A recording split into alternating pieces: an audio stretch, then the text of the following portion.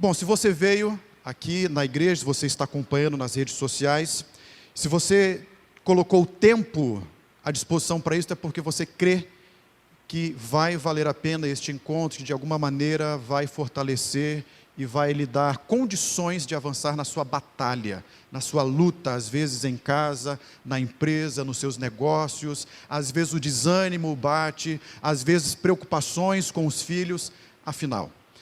Mas o problema que eu vou abordar aqui hoje é o que acontece na maioria das igrejas evangélicas.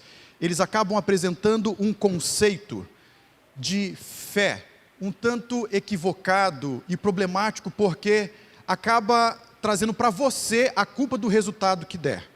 Eles pensam assim: bom, se você tiver fé, tudo vai dar certo. Se você tiver fé, Deus vai te curar. Se tiver fé, a sua empresa vai prosperar. Se você tiver fé, o seu casamento vai bem. Mas se você não tiver fé, é exatamente o oposto. A sua família vai mal. Se você não tiver fé, os seus negócios vão à falência. Se você não tiver fé, a sua saúde também vai mal. E se você visita um doente acamado, como muitas vezes eu, pastor Flávio, e quem sabe outros amigos aqui, visita alguém no hospital numa cena dramática. E aí você diz: se você tiver fé, Deus vai te curar. Creia que você vai se levantar. A pessoa naquele momento, ela pensa assim: bom, eu estou numa encruzilhada muito difícil. Porque se eu tenho fé, eu fico curado. Mas se eu não tiver fé, além de não ser curado, eu fico em dúvida da minha salvação. Percebe? Afinal, qual é o conceito de fé que a Bíblia apresenta? Na verdade, a Bíblia não apresenta que quando você tem fé, tudo dá certo. Na verdade, quando você tem fé, e a fé verdadeira, a fé prática, a fé real, a fé que Deus assim nos concede, você pode ter fé, e ainda assim dá tudo errado. Então, eu quero dizer que você não condicione a sua fé para dizer assim: bom, está tudo indo bem, eu tenho fé. Está tudo indo mal, eu não tenho fé. Como saber, então, se você tem fé? Porque às vezes as pessoas levam a fé condicionando a isto. Mas se não é baseado nestes critérios, como saber se nós temos a fé verdadeira? Você já deve ter ouvido história, assim como tantas outras, sobre a fé. O meu avô, ele mora na divisa da Bahia com o Sergipe, num lugar muito famoso, agradável, turístico, que eu creio que muitos aqui devem ter passado por lá, chamado Raspador. Alguém já passou por lá? É o fim do lugar para... Já passou? Rapaz do céu, você já foi no final do lugar do nunca, você não tem nada lá. Perto de Ribeiro do Amparo? É isso mesmo? A gente vai conversar no final, viu? Saber o que você foi fazer lá. É um vilarejo muito pequeno. E algumas vezes que nós fomos nesta localidade do meu avô, algumas vezes há uma seca tremenda. E no trajeto, algumas vezes nós vimos os proprietários de gado soltando a sua criação, porque eles não tinham mais pasto, não tinha mais ração para dar para o seu gado, e eles faziam o quê? Soltava na beira da pista para que eles ficassem ao léu e à própria sorte, se iam viver ou não. Cavalos, animais, e assim ficava. Uma seca terrível. Agora, imagina esta situação. E quando eu imagino essa história, eu imagino exatamente lá, uma praça pequena, com a igreja ali, e as pessoas, quando chegam no final do dia, vai tudo para onde? Vai tudo para a praça. E a igreja marcou um dia para orar para que chovesse. E era um culto de oração, culto de poder, não é? E todos foram para o culto. Só que você já ouviu a história de que só uma menina levou o guarda-chuva. E diz o relato, a história, de que de fato choveu. Mas choveu por quê? Porque ela acreditou que ia chover. O que acontece?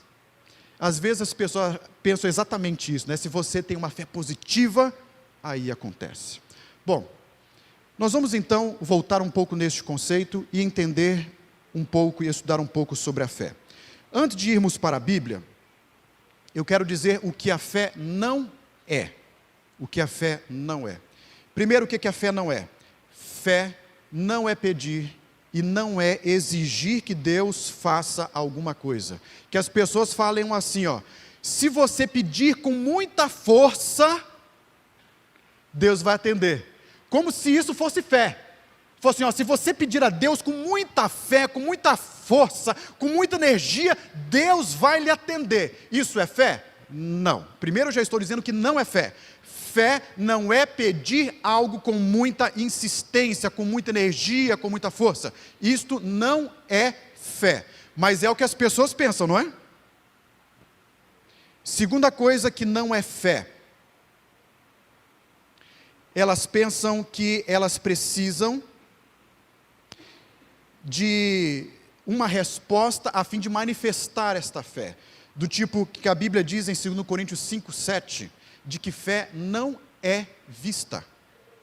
Muitas vezes você ora e você não tem uma concretização daquilo.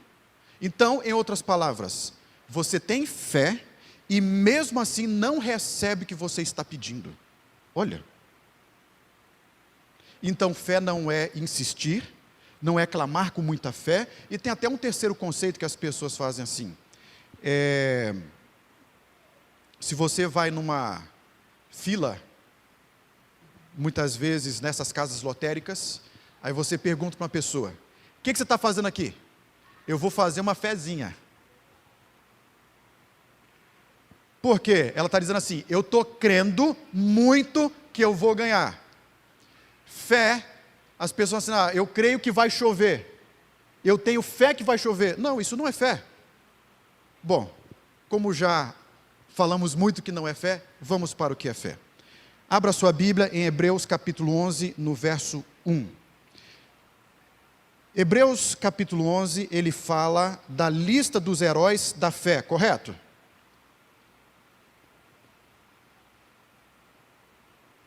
Se estes aqui que nós vamos abordar aqui são os heróis da fé, então quer dizer que estes são aqueles que no relato bíblico são aqueles que tiveram a maior fé, correto? São os heróis, ué. Não seria isto? Ou que exerceram a maior fé, não importa, mas eles são os heróis. Então, vamos aprender com eles aqui. Olha só o que o verso 1 diz. Ora, está aí na tela para facilitar. A fé é o firme fundamento das coisas que se... Você pode falar comigo. Vamos lá. Ora, a fé é o firme fundamento das coisas que se esperam. E a prova das coisas que se não veem. Então veja. Tem coisas que você tem fé e mesmo assim você não recebe. É uma certeza, é uma convicção. Mas você pode não receber agora. Estes homens e mulheres aqui experimentaram desta fé. Alguns receberam, outros não. E às vezes o que eles receberam é exatamente o oposto um do outro. Mas eu quero ter uma definição para a fé, para facilitar aqui.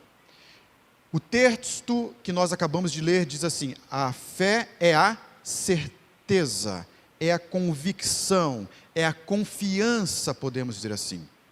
Firme fundamento das coisas que se esperam e a prova das coisas que se não veem. No livro Educação, página 253, diz assim, a fé é a confiança em Deus. Só isso. Ou a crença de que Ele nos ama e conhece perfeitamente o que é para o nosso bem. Em resumo, fé é o quê? É a certeza de que Deus me ama, que Ele é de confiança e que eu posso confiar nele. Simplesmente isto. Vamos para o verso 6, um pouco mais à frente, no mesmo capítulo. Olha só.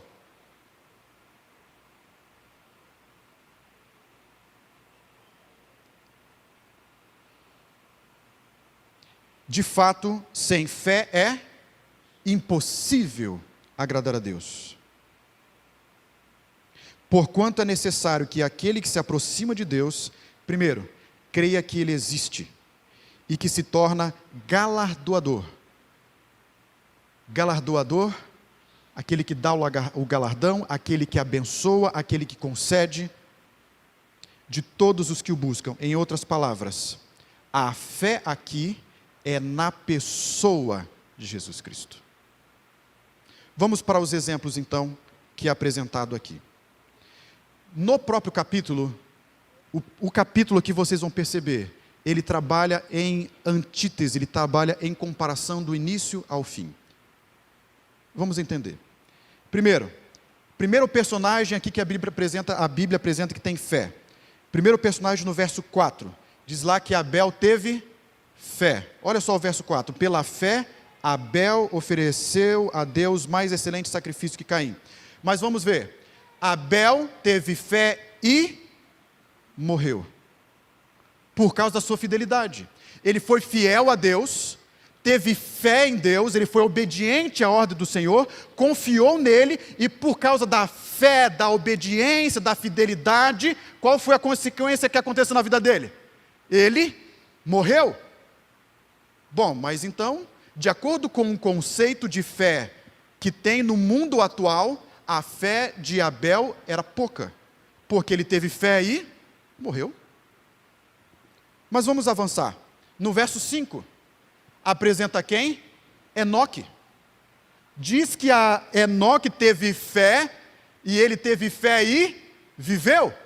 Aí a pergunta que fica: Abel teve fé e morreu. Enoque teve fé e viveu, ele foi transladado para o céu. A pergunta que fica é: quem entre os dois teve mais fé? Abel, que teve fé e morreu, ou Enoque, que teve fé e viveu? Repito, de acordo com a crença popular, a fé de Enoque era melhor, porque ele teve fé e viveu. Mas a fé de Abel era fraca ou era pouca, porque ele teve fé, mas ele morreu. Compreendeu? Quem teve mais fé? Mas não termina por aí. Vamos avançar. No verso 7, Noé teve fé. Ele pregou 120 anos no mesmo lugar, ali construindo a arca. Noé teve fé e permaneceu no lugar. Abraão, no verso 8, ele teve fé e saiu para o lugar que Deus assim ordenava. Qual dos dois teve mais fé? Abraão, que pela fé saiu, ou, no caso aqui, Noé, que pela fé permaneceu 120 anos pregando no mesmo lugar? Qual dos dois tinha mais fé? Ainda, Sara, no verso 11, pela fé, ela recebe o filho. E no verso 17, Abraão, pela fé, ele oferece o filho. Qual dos dois teve mais fé?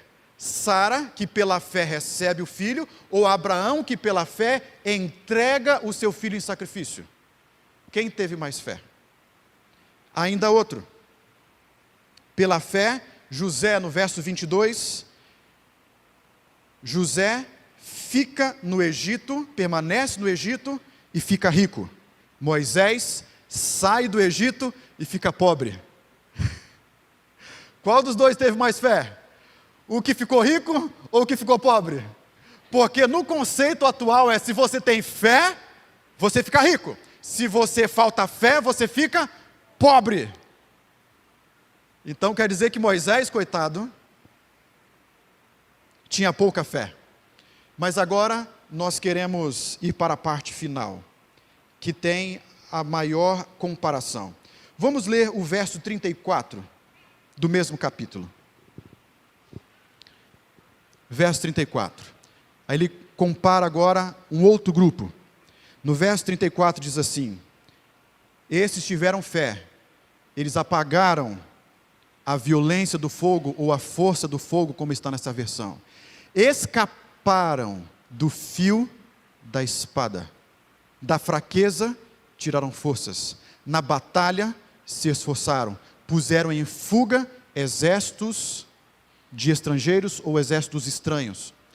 Veja, pela fé escaparam ao fio da espada, pela fé apagaram a força do fogo. Esses tinham fé. Mas vamos ver o verso 37.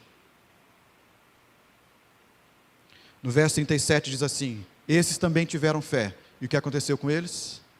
Foram apedrejados, cerrados, tentados, mortos ao fio da espada. Andaram vestidos de peles de ovelhas e de cabra, desamparados, aflitos e maltratados. Então veja, no verso 34, uns vencem o fio da espada. Eles escaparam ao fio da espada, no verso 34. Esses tiveram fé, mas no verso 37, outros morreram pelo fio da espada. Como isso pode ser? Porque está apresentando que ambos aqui tiveram fé. Uns morrem pelo fogo e tiveram fé, outros sobrevivem ao fogo e também têm fé. Então a fé, em resumo, não depende do que lhe acontece. A fé depende em quem confiamos. Depende do plano de Deus para cada um de nós. Porque para uns, Deus tem um plano. Para outros, Deus tem outro plano. Não podemos nos colocar nessa situação, dizer assim, se eu tiver fé, as coisas vão bem. Não, vocês viram aqui. Para vários, eles tiveram fé, mas mesmo assim, terminaram mal. Morreram apedrejados, mortos ao fio de espada, mortos pelo fogo, e outros, Deus fez com que eles escapassem. Por quê? O plano de Deus para cada um era diferente. Para uns era sair, outro permanecer. Um era ficar rico, o outro ficar pobre. Mas a questão é, todos eles confiaram em Deus, independente das circunstâncias. O que Deus está querendo dizer para você e para mim hoje aqui? Mesmo que esteja tudo dando errado na sua vida, você ainda pode ter fé. Mesmo que as coisas não estejam andando tão bem quanto você gostaria, Deus ainda pode estar com você. Não é o mal, não é o pecado, não é o toque de Satanás que está destruindo a sua vida. Muitas vezes Deus ainda está conduzindo a sua vida, mesmo que seja pelo sofrimento. Hoje a música, eu estava meditando na minha comunhão com Deus, eu fiquei meditando na música Mais Perto que Quero Estar, quando ela diz assim, ainda que seja a dor que me leve junto de ti. Queridos, às vezes o que Deus precisa fazer em mim, precisa passar por um plano diferente, porque Deus quer me colocar no céu. E o nosso problema é, a gente quer dizer assim, não, se está tudo indo bem, é porque Deus está comigo. Se está indo mal, é porque Deus me abandonou. Não. Estes homens tiveram destinos e situações completamente opostas na vida. Para dizer o quê? Para você e para mim hoje, que independente o que nos aconteça, não ancore a sua fé no que acontece, porque a fé é simplesmente confiar em Deus, independente do que aconteça. Amém? Está tudo indo bem? Amém. Está tudo indo mal? Você ainda pode ter fé. A empresa está indo bem? Glória a Deus. Mas se as coisas ainda estão definhando, eu ainda posso ter fé, e eu ainda creio que Ele é bom e que Ele me ama. Agora, se a fé é assim, como que a gente pode receber mais fé, né? Porque em Efésios 2, verso 8, tem até um outro conceito assim que as pessoas dizem, não, você tem que ter fé. Claro, nós temos que ter fé. Deus dá uma porção de fé a cada um de nós. Como diz Efésios 2, verso 8, a fé é um dom de Deus. A fé não é sua. É Ele que me dá. Compreende isto? Então, fé não é algo que você produz.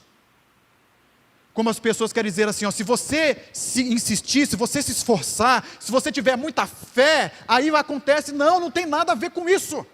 A fé é unicamente a confiança que Deus é bom, que Ele me ama e que Ele está a cuidar de mim. Quando a fé é um dom de Deus, então como eu recebo esta fé? Eu só posso receber fé à medida que eu me relaciono com Ele. Não é algo que eu produzo, é algo que eu recebo. Não está no meu esforço, está nele. Então, quanto mais eu busco a Deus, quanto mais eu me aproximo dele, mais eu confio nele. E por confiar mais nele, eu tenho mais fé. Amém, irmãos? Romanos 12:3 diz que, segundo a medida de fé que Deus repartiu a cada um. Então, todos nós temos um dom de fé que Deus nos concedeu. Mas cada um de nós vai ter um nível de fé diferente, baseado no quê? No relacionamento que desenvolve com Cristo ao ponto de exercer completa e irrestrita confiança nele, independente das circunstâncias da vida. Como fazer crescer a fé, então? Então, já respondemos. Como recebemos a fé? Deus nos dá a fé. E como recebemos, então? Como fazemos para crescer, aliás? Romanos 10:17. Vamos lá um pouquinho? Romanos 10:17.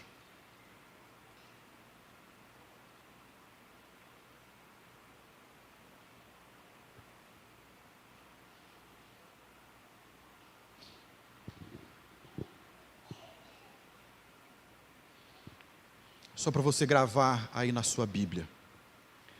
De sorte que a fé vem pelo ouvir, e ouvir pela palavra de Deus. Em outra versão diz assim, a fé vem pela pregação, e a pregação pela palavra de Cristo. Então veja, você está aqui hoje, está ouvindo a pregação, amém? Isso quer dizer que, se esta pregação é embasada na palavra de Deus e está lhe levando para Cristo, o que acontece? Você recebe um pouco mais de fé, porque você está aprendendo a confiar nele. A pregação bíblica, a pregação poderosa, baseada na palavra do Senhor, como vocês ouvem aqui nesta igreja, é o que vai lhe conceder fé, quando você estiver lá fora, enfrentando as suas tempestades. Porque naquele momento difícil, você vai pensar assim, será que Deus está comigo? Quando o barco da sua vida estiver balançando, quando o vento estiver soprando, quando você acha que está para afundar, você vai pensar, Deus me abandonou. Porque se Deus estivesse comigo, meu marido não estaria morrendo de câncer no hospital. Se Deus estivesse comigo, eu não teria perdido meu filho no acidente de carro.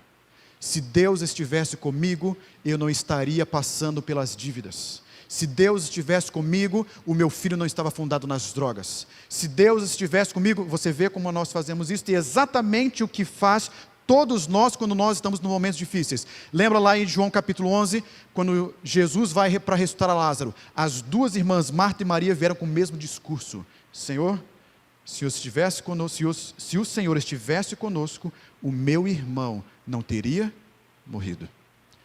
A frase repetida delas é a revelação daquilo que vai em todo o coração humano quando passa pelas tempestades.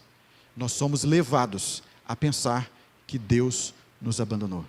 E é exatamente nesse momento que é necessário exercer fé. Quando tudo está escuro. Quando você não vê. Porque é fé, como nós lemos antes, não é vista.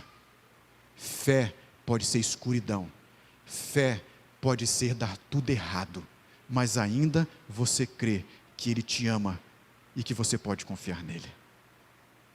Será que tem alguém aqui nesta noite que está passando por momentos difíceis, lutas, batalhas na vida, e que até duvida que Deus está com você?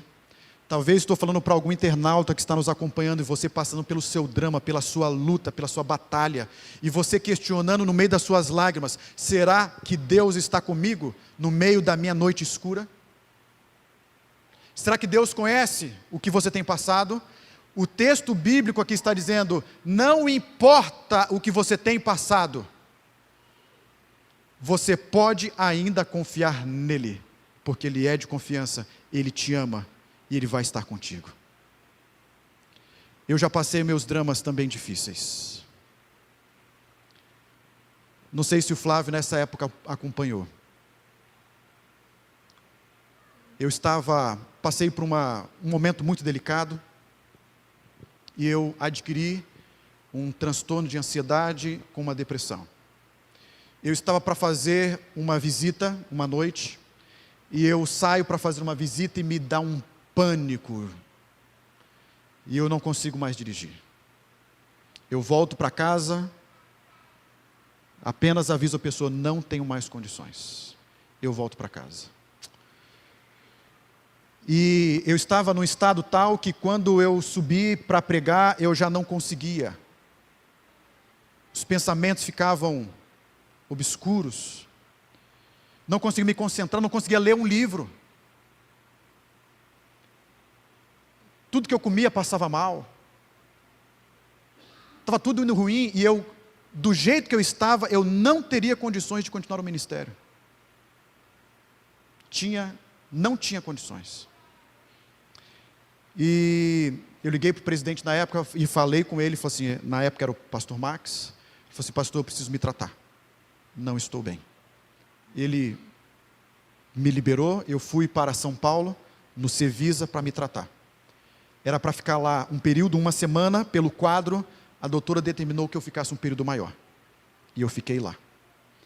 Naquele período, eu questionava com Deus, eu falava: Senhor, eu acho que agora é o fim. Não dá mais. E se eu sair do ministério, o que será? Não sei. E, ao mesmo tempo, eu clamava e orava a Deus: Senhor, por favor, intervenha na minha situação, me cura, Pai, me erga, me levanta. E quem já passou por isso sabe como é aquela batalha de dia após dia, e você lutar e parece que não muda.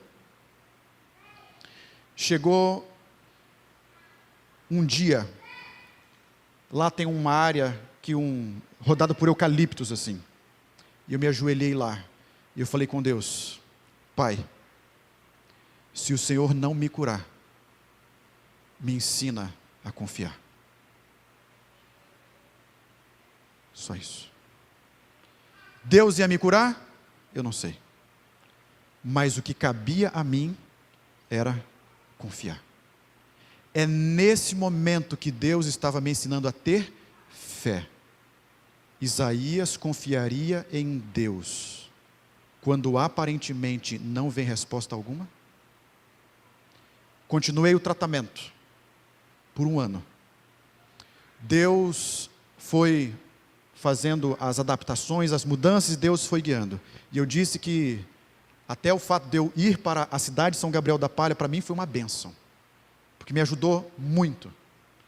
E aí, dentro de pouco tempo que eu estava lá, já não tomava mais nenhum remédio, voltei a dormir sem auxílio de nada, e Deus me curou. Amém? Só que foi um processo, era uma batalha diária. E passou-se o tempo.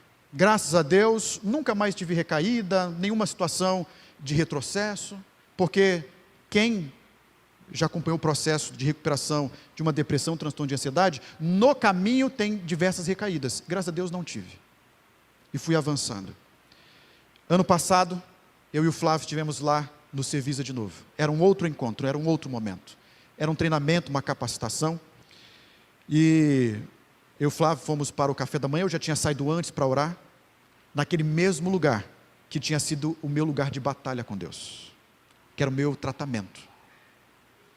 E de vez ou outra eu saía para caminhar cedo, o Flávio não entendia, eu saía para orar, para falar com Deus, para lembrar daquele momento.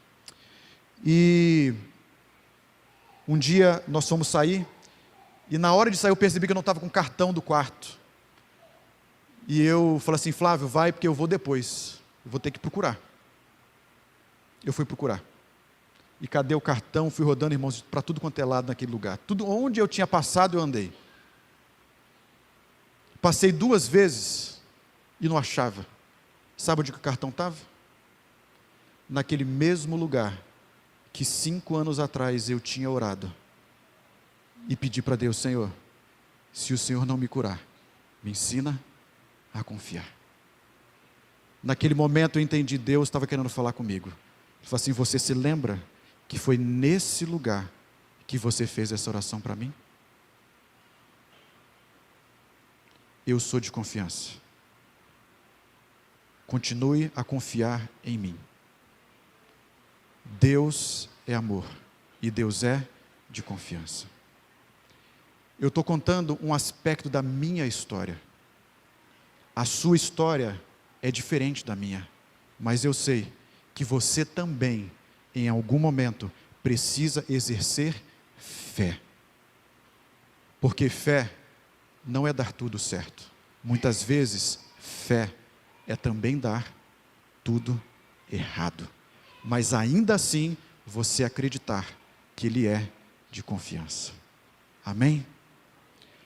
Quantos aqui nesta noite querem dizer: Senhor, eu não sei se vai dar certo ou se vai dar errado na minha ótica, mas eu quero aprender a confiar, independente das circunstâncias da vida, sendo dia ou noite, na prosperidade ou na adversidade, na riqueza ou na pobreza. Não é mais ou menos assim que a gente fala no dia do casamento, que a gente promete fidelidade na riqueza e na pobreza, na saúde e na doença.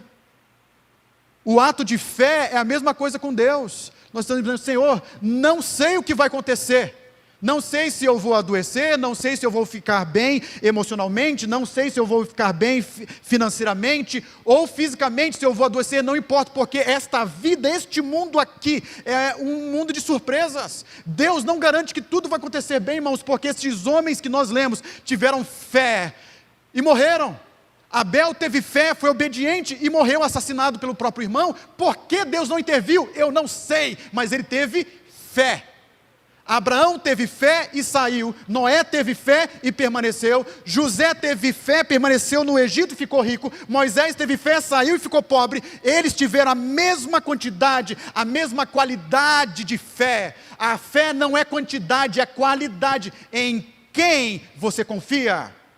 Não é quanto você confia, mas é em quem você exerce a fé.